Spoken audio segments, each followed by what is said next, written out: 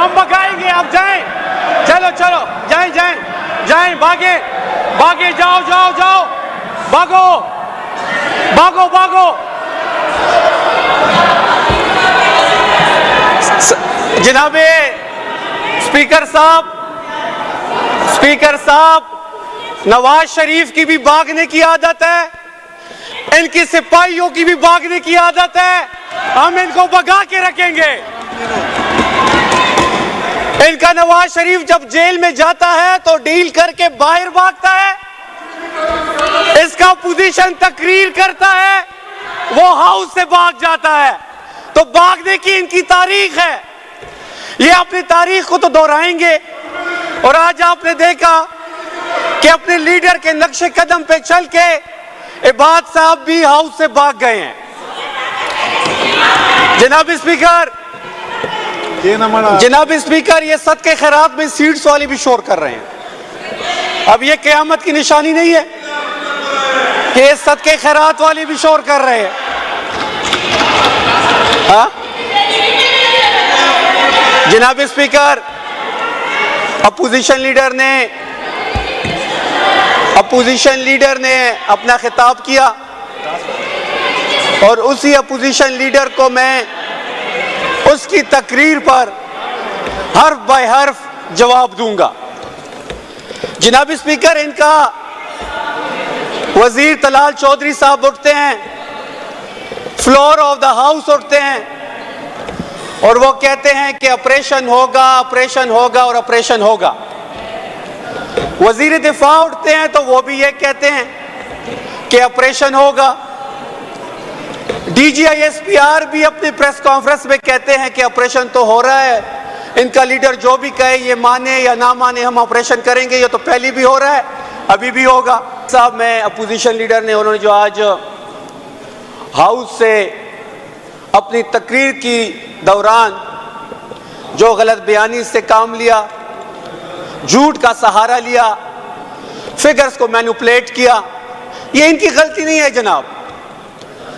ये बेचारे बरती इसलिए गए हैं, इनकी बरती इस शर्त पे हुई है कि आपने इमरान खान के खिलाफ, आपने तहरीक इंसाफ के खिलाफ, आपने सोहेल आफरीदी के खिलाफ इल्जामात की बारिश करनी है। और इनका ये वतीरा रहा है कि इनका लीडर भी भागता है और ये भी राह फरार इख्तियार कर लेते हैं तकरीर के बाद। तो ये अपने वतीरा, अपने लीडर के नक्शे कदम पे चल के वही सारी चीजें हो रही हैं जो आप इस वक्त देख रहे हैं। जनाब स्पीकर, तिरा ऑपरेशन की बात की, अपोजिशन लीडर के जमात के तलाल चौधरी साहब फ्लोर पे खड़े होते हैं और वो कहते हैं ऑपरेशन होगा, ऑपरेशन होगा, ऑपरेशन होगा। वजीर दिफा फ्लोर पे कहते हैं कि ये ऑपरेशन हम कर रहे हैं और ये होगा। DGISPR अपनी प्रेस कॉन्फ्रेंस में कहते हैं कि ऑपरेशन तो पहले भी हो रहे हैं, अब भी होंगे। इनकी लीडरशिप अगर ना भी माने तो हम तो करेंगे। अब कल जो प्रेस रिलीज आई है, अब जो बयानिए से ये पीछे हट रहे हैं, अब ये कह रहे हैं कि जी ये जबरी इनखिला हमने नहीं किया, तो ये जबरी इनखिला इन्हीं ने किया। इस मौसम में जहां पे बर्फबारी हो रही हो, कौन अपना घर छोड़ता है इस सख्त मुश्किलात में? इनको क्या पता है? तलाल चौधरी तो पंजाब से बैठ के मेरे फैसले तो नहीं कर सकता, या वजीर दिफा सियालकोट से मेरे फैसले तो नहीं कर सकता। मैंने बर्फबारी में वजीर आला के अहकामात पे, मैंने, मीना खान ने, अब्दुल गनी ने रात पे, पूरी रात सड़क पे गुजार के लोगों को रेस्क्यू किया है, लोगों को रेस्क्यू किया है। ये तो फॉर्म 47 वाले हैं, इनका अवाम से क्या लेना देना। जनाब स्पीकर, इन्होंने कहा रीसेटलमेंट की बात की, एंगेजमेंट की बात की। जुलाई 2022 में प्राइम मिनिस्टर शहबाज शरीफ प्राइम मिनिस्टर थे, उन्होंने सिक्योरिटी मीटिंग को हेड किया, पीपल्स पार्टी उस कैबिनेट का हिस्सा थी और उन्होंने यह फैसला किया कि ये इन लोगों को, और उन्होंने फैसला किया कि इन लोगों को रीसेटल किया जाए। स्पीकर साहब, रीसेटल शहबाज शरीफ के साइन से हुए हैं। जो ये रीसेटलमेंट की बात कर रहे हैं, जुलाई 2022 में इमरान खान की हुकूमत नहीं थी, जुलाई 2022 में इनकी हुकूमत थी। और ये जब भी आए हैं इन्होंने हमेशा पख्तून दुश्मन पॉलिसी साथ लेके आए हैं। 99 में इन्होंने आटा बंद किया, फिर उन्होंने बिजली बंद की पख्तूनों पे, अब ये मिलिट्री ऑपरेशन को हमारे ऊपर मुसल्लत कर रहे हैं।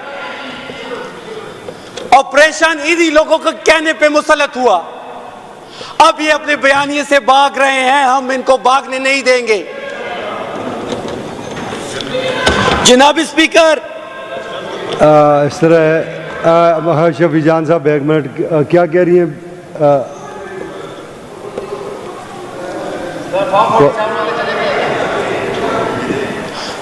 सर फॉर्म 47 वाले चले गए हैं, इनका क्या काम है?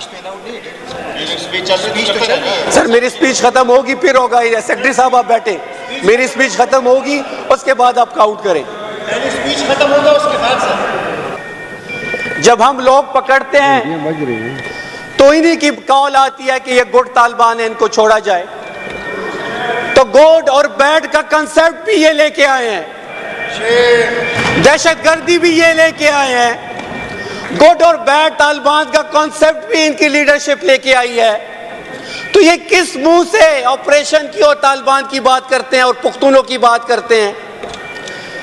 जनाब स्पीकर, इन्होंने कहा कि हमें 800 अरब रुपए मिले हैं।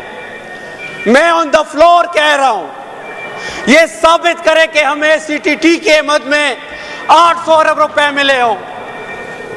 इन्होंने हमें 1% एनएफसी के शेयर में जो मिलता है वो दहशतगर्दी से जो हमारा इंफ्रास्ट्रक्चर डैमेज होता है उसके लिए मिलता है।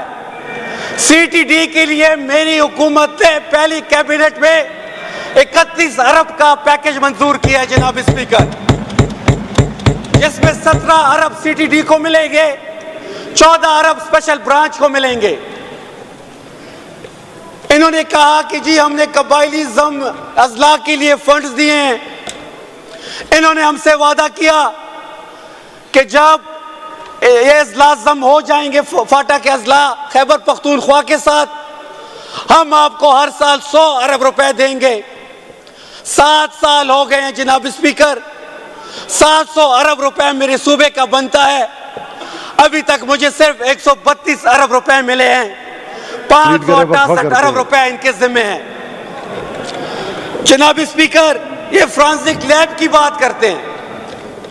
फ्रांसिक लैब के जो रिजल्ट आए हैं, वो जो वीडियो सोहेल आफरीदी साहब के मुतालिक फ्रांसिक लैब का हवाला देके ये बात करते हैं, तो उसके बाद तो फ्रांसिक लैब के रिजल्ट्स पे शकूक व शुबात जन्म लेते हैं। वो वीडियो जो ये कहते हैं कि कोर कमांडर हाउस की है, वो वीडियो तो मार्च की है। तो जो फ्रांसिक लैब इन्होंने बनाया है पंजाब में, उसके रिजल्ट्स पे अब तो शकूक व शुबात जन्म ले रहे हैं। इसके साथ साथ तिरा की बात हुई,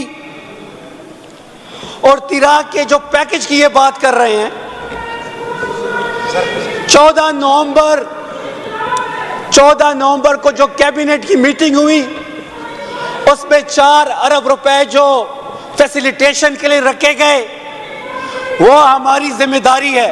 शफी जान साहब, हमारी यहाँ हुकूमत है, हम अपने लोगों को बेसरो सामान नहीं छोड़ सकते, हम अपने लोगों को सर्द रातों में तन्हा नहीं छोड़ सकते, हम अपने लोगों को फैसिलिटेट करने के लिए हर हद तक जाएंगे।